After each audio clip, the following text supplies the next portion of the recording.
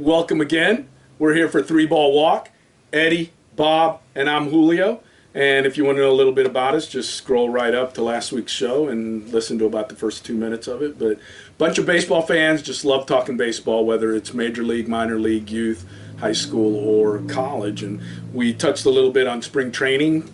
The teams are already in action now. They're out there playing, and right now you'll get to see your stars for about the first 3 or 4 innings.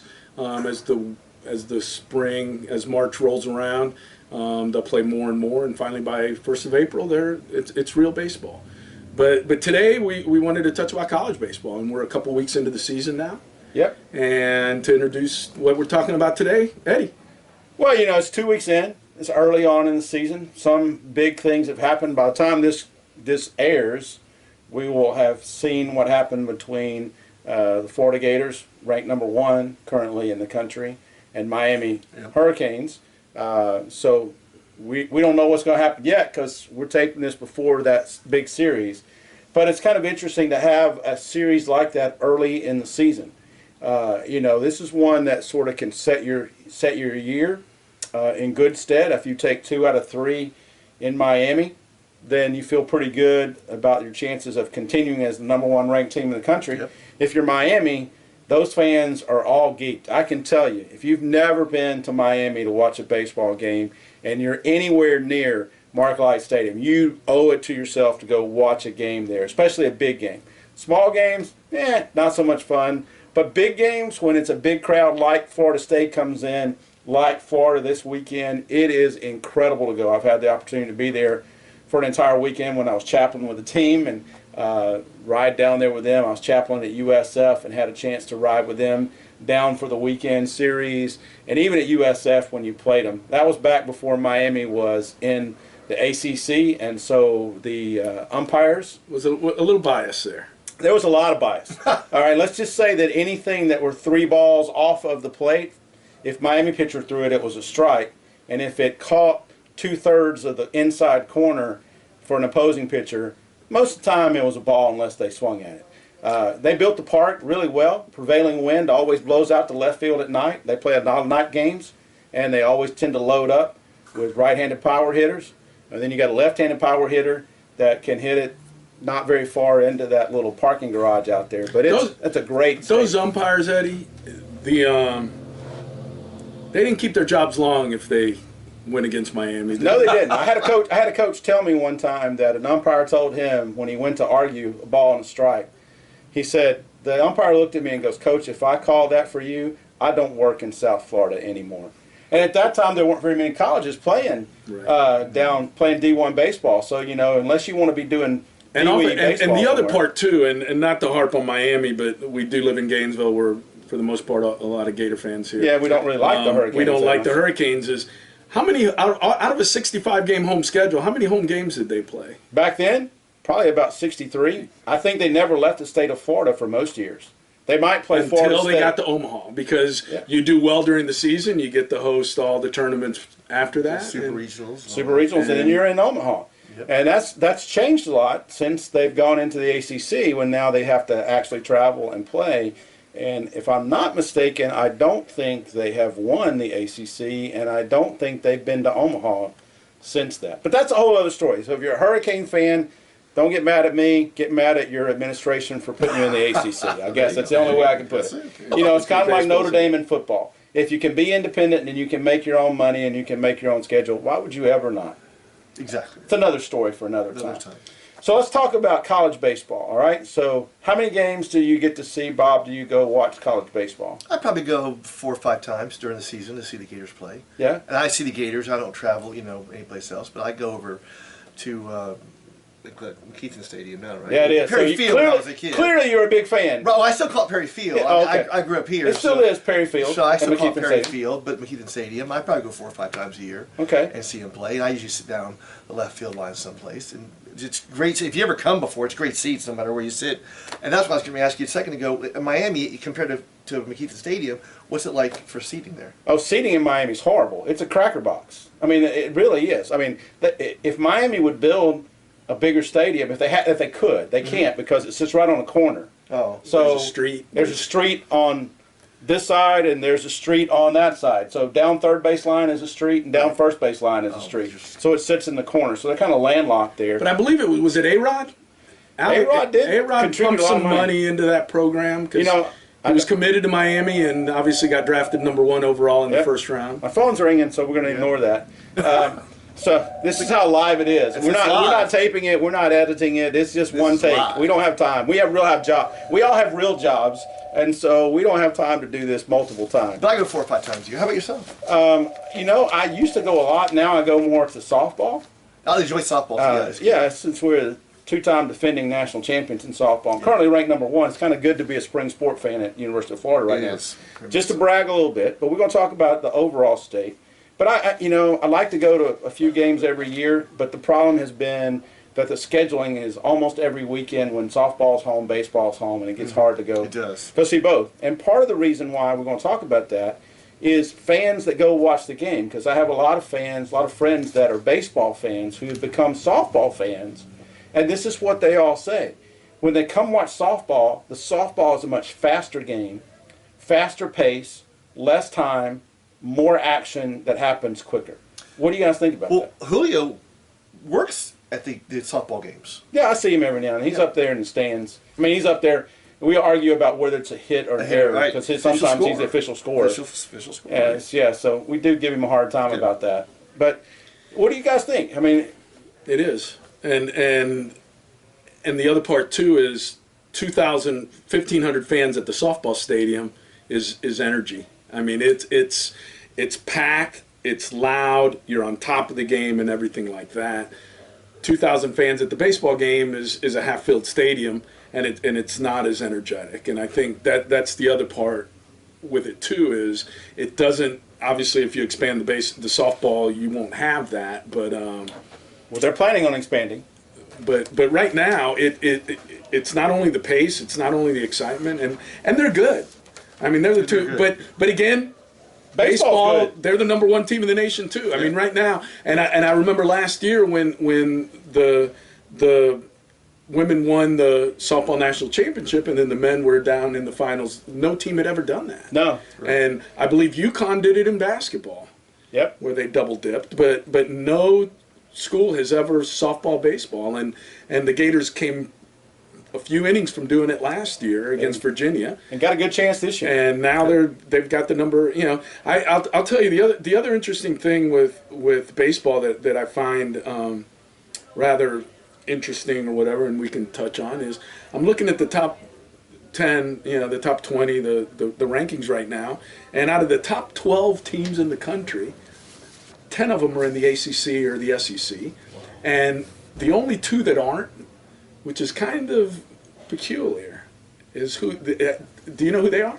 Without looking, no, I can't say that I do. Oregon and Oregon State. Well, that's not surprising though, because Oregon and Oregon State have been to Omaha on a regular basis over the last few years, and the only teams out of the Pac-12 that have been on a regular basis. But no Big 12 teams. Obviously, no Big 10 teams this early in the season. And obviously the only 2, no California teams, Arizona teams, anything like that. That's unusual. Usually Arizona State is in it. And USC for a long time were the ones. They were always there. And Texas for years was a perennial. And no Rice? No Rice is in it? Florida, SEC. Louisville, ACC. Vandy, A&M, SEC. There's Oregon State. Miami, ACC, LSU, SEC, NC State, ACC. There's Oregon. North Carolina, ACC, Virginia, ACC. And then you get to Oklahoma State. So the first Big 12 team is at 12. And then the Cals and the UCLAs, but then more SEC with South Carolina. And a lot of it is who's been playing baseball all summer long, where can you recruit, the facilities being built at these places and everything like that. And I think that's interesting. You're a high school sophomore usually is when you're starting to commit. Now sophomore is a junior. How much are the facilities and how much is the atmosphere and how much does that play into where you're going to school? These rankings, do they affect? What do you think kids think about that when they come to school? Or do you think they're thinking maybe what can get me to the next level? Well, so many people have been drafted. out of high school. You know, Sure. the guys that are going to be on these top 20 teams, the vast majority of them have been drafted already out of high school. I would imagine so. You might get a team that has a few players that weren't drafted very high. So, a lot of them maybe not drafted extremely high, but there are a number of them that are going to have been top 10 round draft picks who decide they're going to go to college. Because let's face it, you go to a place like Miami, you go to a place like Florida State, you go to University of Florida, you go to Vanderbilt as a pitcher right now. Where do you think you're getting better coaching as a pitcher? A-ball? Exactly right. Exactly right. That's Well, here's the other part. Playing against 18-year-old kids that just came out of high school, or playing against college athletes that are... Well, aren't they still 18? Aren't they still the 18-year-olds that are there? 18, 19, 20 in college. So it's a little bit older age guys. is about the same. But you're in class. I'll tell you what, and this is my San Antonio days, and obviously that's AA where they're in their early to mid-20s. But being a kid, being a phenom in AA, 19 years old, you're not 21 yet. The players are going out, having a few beers after the game or whatnot, and you're 19 years old.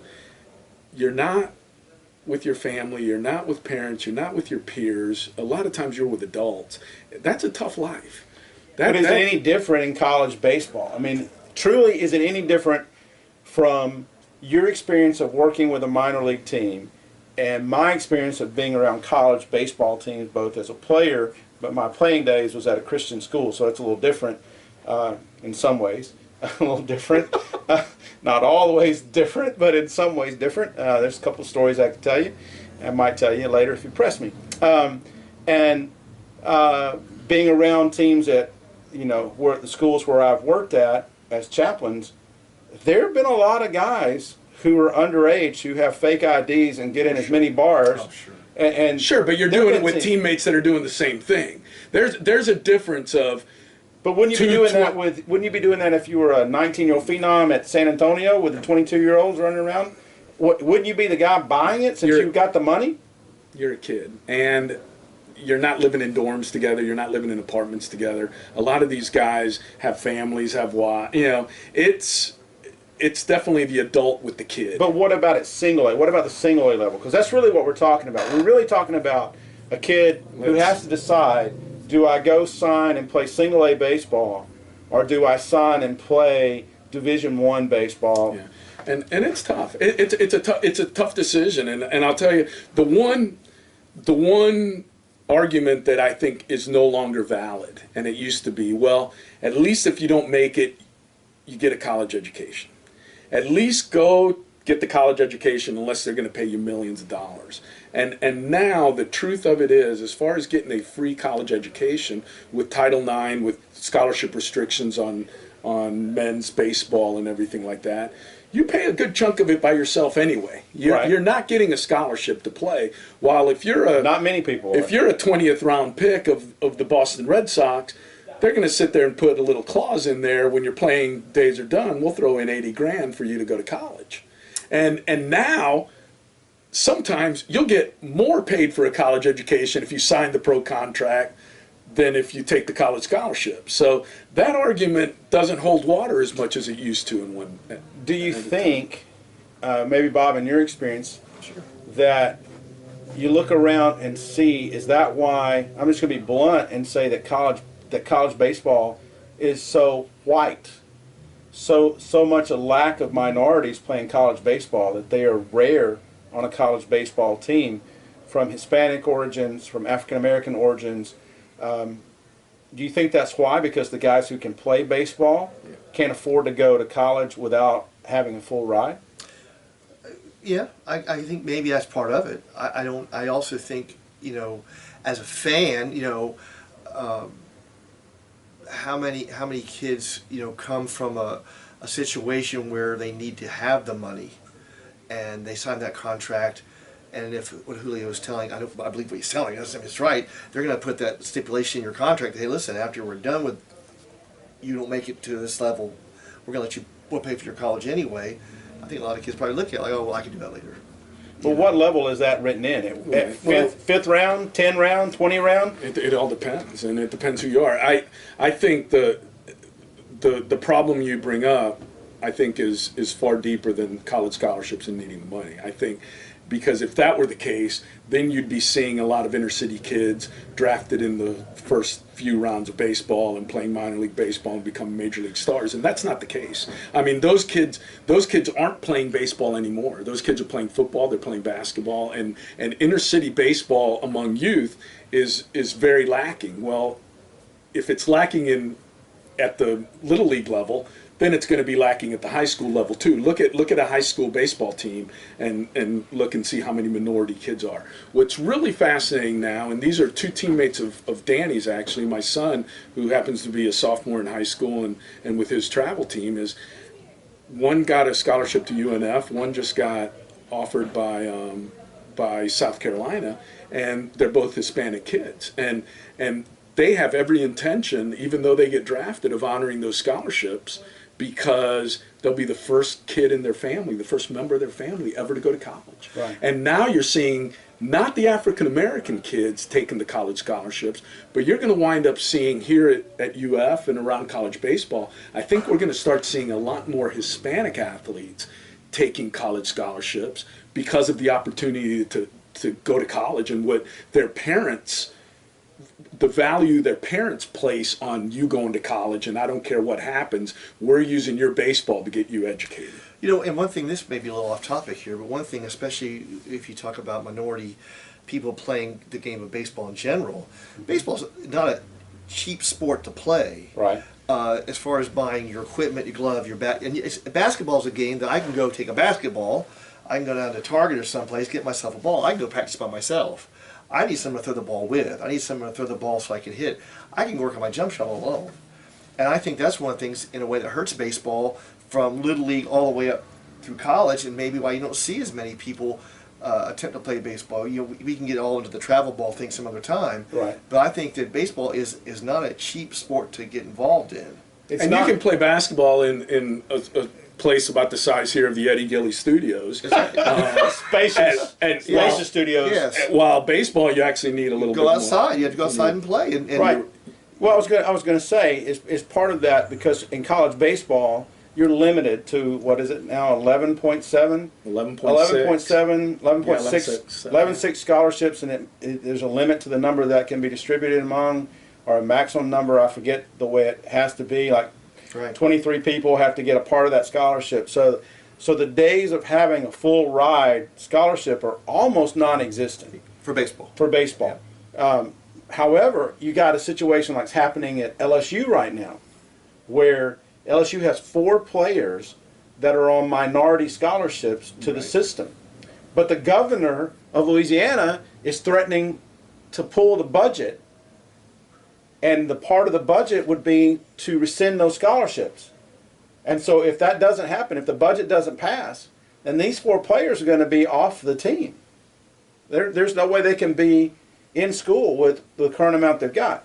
And so I think that might be happening some other places as well, with a few other ways of getting in school. Like here in Florida, if you're a Bright Future student, then you get that paid for. That doesn't count against your 11.7. So you got to really be really good. And that's where the need-based argument doesn't really apply, because if you are coming from a poor family or something like that, even though you're not getting a baseball scholarship to pay your entire college, education, you are getting money elsewhere, whether it's a need-based, whether it's financial aid, whether it's something else. Mm-hmm. So you can get other scholarships, like the case in Louisiana State, where they're getting money from a need-based source. Right, and that makes a difference in how you go to school, clearly. But when you're talking about college athletes, one of the things that always amazes me is the fact that you have college baseball players who you can't provide a full scholarship for. And so you got guys who might write it in their contract, for instance, who signs with Boston, who says, when you're done with your baseball, we're going to pay you $80,000 to go to school. Well, what happens if at the end of that time, the guy's now 28 years old and decides, I don't want to go back to school? Right. Does he get the money, or does the money stay with the parent club? You got me there. I mean, it all depends on how it's written, but you're absolutely right. I think the majority of those are if it flops. And here's the other part about that. And I have several friends, and you've even come across people where they're big high school stars. They get drafted in the middle rounds. They sign. They go to extended spring, or they go fall ball or something in Arizona. And by September, they're released. And now they're 18 years old. All their friends are going to college, and they have no eligibility left because they signed. And they got paid for baseball. And then there's that passion of the game where you don't even get to play anymore. And yeah, they'll give you a little bit of money, and you can go to college and maybe not have to pay for it all, but it still doesn't take away the fact that you're not playing. You're not playing, and right. you were very, very good. You're better than most of the guys that are playing on your college baseball team, and you can't play because you got signed and you got cut. And you played for 2 months. Although I wouldn't think that is often. I would think that is more of a rarity than a frequent occurrence. I remember one back when you and I first met. And who's that? Mark Hudgens. Oh, yeah. Remember? Yeah. He wound up finding a little clause in there where they let him play junior college ball even though he was ineligible. And he was drafted by the Astros, played, and got cut at the end of that summer and couldn't play, wound up coming to Santa Fe College here in Gainesville and turned himself into a pitcher. And after his second year, I remember the Troy coach came and offered him the world to go to scholarship, finish his 2 years at Troy, and he's like, I can't play NCAA. That's right. He was done. That was done. back beforehand. I don't think you could do that anymore, though. Junior college? Yeah. You can't even play junior college? I don't think you could play junior college anymore if you sign, because now the rules are a little different, that you can be drafted after 1 year of playing in junior college. So you're automatically eligible for the draft again. So, there are a lot of guys who kind of go that route, who are middle of the pack, and maybe they're not quite good enough to be top 10 pick. And I've known some players that have been told by scouts, go play at a junior college, get better, we'll draft you higher next year. And sometimes that works out, and sometimes it doesn't. And then after they've been there 2 years, they can be drafted again. So a player could be drafted out of high school. They could be drafted as a freshman at junior college. They could be drafted as a sophomore in junior college. They could go sign with a Division I school, play, and be drafted as a junior. Right. And then if they finish their senior year, so they could be drafted 5 times, 5 different places by 5 different organizations. Right. It's possible. I don't. One little side note to add: Mark's son, your neck of the woods, Alabama, not Birmingham, but Mobile. He's a sophomore, quite a player. So. Well, we'll see what happens and see if he plays college. And right now, college baseball, and let's talk about the game a little bit and what we're seeing on the field. And lack of scoring. They put in the new ball. It's a little bit better, more excitement than there was. However, and I think it's the game all the way across from the high school level, college level, major league, professional baseball in the minor leagues and whatnot, is the lack of offense. And whether it's the ball, the pace of the game, or whatever, I personally think that technology is more geared to pitching and defense. And if you know where to put the ball and where to place your fielders, it makes offense more and more difficult. Well, there's definitely more scouting that happens now than there was when I played. We never got a scouting report when I was playing. Of course, we had one full-time coach and one volunteer assistant who played with Babe Ruth. So, he was a little old at the time. Seriously, that's a story for another day. But now you have all these metrics, and you have all these people who are helping you, and all these programs that isolate pitches from pitchers, and you can call it up, and they can go in and watch. So Bob's pitching tomorrow against us, and we can go in and watch what Bob throws every time on a 1-0 pitch, every pitch he's thrown all year long. We can call it up and watch it. We can call up and watch what he's thrown every time he's a 2-0 pitch. Sure. Almost every school now has a TV contract, and we'll talk about that in a few minutes, what TV's done. But so you get a lot more tape than you used to. You used to never see a guy. You roll up, you get out of the van, you get out of the bus, you go warm up. You watch him warm up, and you see his arm. You go, hey, that dude throws hard. Yep. Okay, now you know how hard he throws. You know he throws 92, he throws 94, he has an 86 mile an hour this, he has a 78 mile an hour change up or whatever. He throws 4 pitches, he throws 2 pitches, he can throw the cutter, he can make it in, he can make it out. They have all these scouting reports, and yet they still can't do anything with it. Well, sure, because the other guy's got the same reports on you. He knows if you're 1-2 and you throw the outside low fastball at the knees, or you throw it in, or if he throws a curveball, make sure the curveball starts on the outer half and breaks out of the zone or whatever, he's going to be able to get you out. So it's almost to the point now, in my opinion, that a pitcher's got a game plan, and if he can fulfill that game plan, he can accomplish what is set out there, there is nothing the offensive guy can do. And you look at baseball games, I remember when I was with the Marlins and 97 World Series, and wound up winning it in Game 7. And in Game 6, close game, Moises Alou from Oral Hershiser gets a pitch, and he flied out to the warning track. And the next day in the post-game interviews, a reporter asked him about the pitch, and he almost hit it out. Did he think it was going out and whatever? And Mo said to the reporter, he said, "No disrespect to Mr. Hershiser, but he knows he made a mistake, and I get paid to hit mistakes out of the park. I missed it." That is what batters do. Batters hit mistakes. Oh, absolutely. If pitchers don't make mistakes, they get, and now the window of having to know what to do, the batters you need to face is small as well, because college baseball is our theme. The Gator coach O'Sullivan, he comes in, he's got 10 arms there that are throwing over 92, 93 miles an hour. Absolutely. When one of them drops down to 91, he's gone. He's gone. There's another guy coming in, because 5 guys are going to pitch today, 4 or 5 different guys are going to throw tomorrow, and 4 or 5 guys are going to throw. And that's the way it is. And those guys need to throw to 4 or 5 batters, bring it in at 95, 96. Saturday was ugly. I don't know if you saw it. Ugly from a fascinating point of view. You start A.J. Pug, who's probably going to be one of the top 1 or 2 picks. Left Maybe hand, number 1. 6'7", throwing 95, 96, 97 miles an hour. He goes 5 innings, and then you bring in the freshman kid, who was the 2nd-round pick of the Toronto Blue Jays, who O'Sullivan somehow talked him into not signing with the Blue Jays and coming here to Florida. And all the scouts are looking at him, and he's throwing 96, 97 for the last 4 innings of the game. And you sit there as a hitter, it's unfair. It's completely unfair. It's one of the way the games have changed.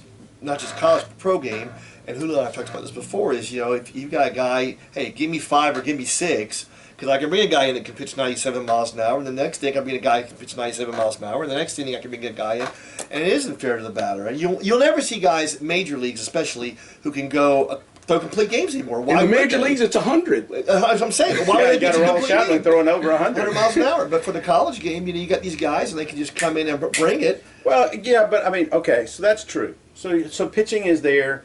Pitching is, the old adage, pitching and defense beats hitting every day. Sure. Okay, but that's not always true. Clearly, these guys make mistakes, or they wouldn't be there. If they were that spot on, they'd be the number 1 pick in the draft out of high school, and they'd probably have signed somewhere to play for the big bonus. But they're here, so they changed the balls. Like Vanderbilt, I think it's Vanderbilt, hit 10 home runs this weekend. Well, your boys. Tell me what happened at Sanford this weekend. Well, apparently they racked up. 16 runs, 15 runs, 12 runs. Sometimes they might. That's the way we used to get beat. Okay, so I can tell you that my team gave up 7 home runs in a doubleheader against Georgia Southern one year, and one kid made $486, who was the program seller, because they had Wendy's home run for the money. So every time they'd hit a home run, they'd call out $50 gift certificate provided by Wendy's to program number 472. And there probably weren't 200 people in the stands. And then you'd see this kid come running around the corner. I got it. And then he would come out. We gave up, literally, $470-something, $400-something to that kid who won the programs, because he was sitting back there. I don't know how many home runs we gave up, but then it got so bad that people just go by. I mean, so... But that was back in the day when the ball traveled, when you were winning games in the World Series 18-15, it was like the Bash Brothers. and half the people were on at steroids. Rosenblatt. Yeah, and half the people were on steroids. We didn't have enough money to buy steroids at our program, and we fixed our own infield, drove our own cars to games, and so we didn't have. See, but it's at every level, and the argument I was making earlier is that technology helps pitching more than it helps offense, All right, and that's why that problem's getting. Because they talked about a couple of years ago when they changed the baseball for the safety of the pitchers, that the ball was coming off the bat too hard, off the aluminum bat. Sure. And now they made the composite bats, and the ball comes off maybe a little bit slower. But have we gone too far toward the area of safety to take away from the game? Is the game now boring to the average fan?